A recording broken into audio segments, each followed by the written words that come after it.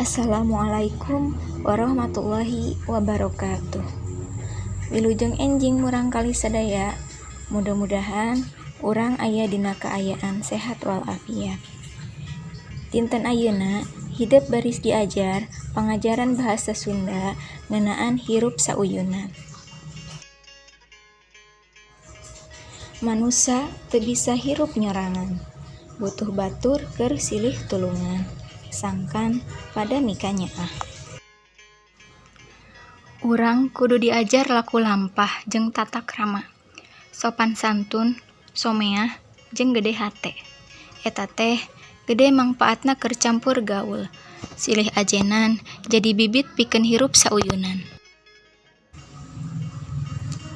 Contoh hirup sauyunan teh diantarana ngabiasakeun gotong royong dina kahirupan sapopoe. Urang kudu silih bantu jeung batur, ulah aing-aingan, komo nganyerikeun hate batur mah. Kumaha hirup sauyunan teh? Hayu urang titenan pedaran dina pangajaran ieu ngalangkungan pupuh pucung. Prak regepkeun ku hideup sadaya, teras engke tembangkeun sasarengan. Mangga wilujeng ngadangukeun. Pupuh pucung.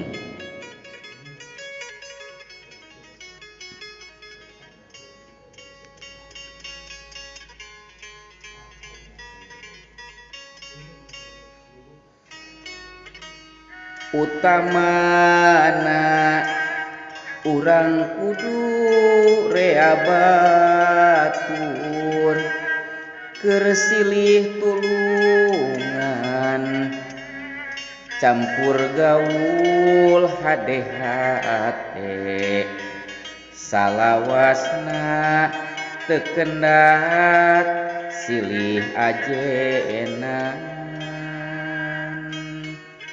Lamun mencil embung ngahiji jeung batur, ngewa ka sasama tantu moal matak hade. Manggih susah moal aya nu mantuan.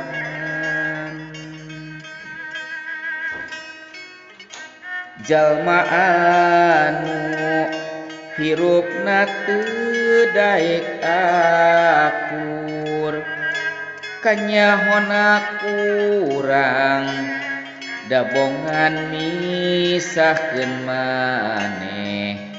Mun cilaka moal aya nu nulungan.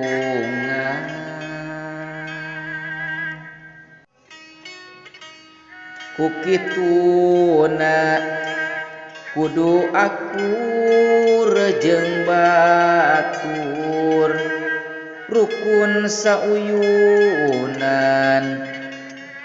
tangtu jadi bagja gede.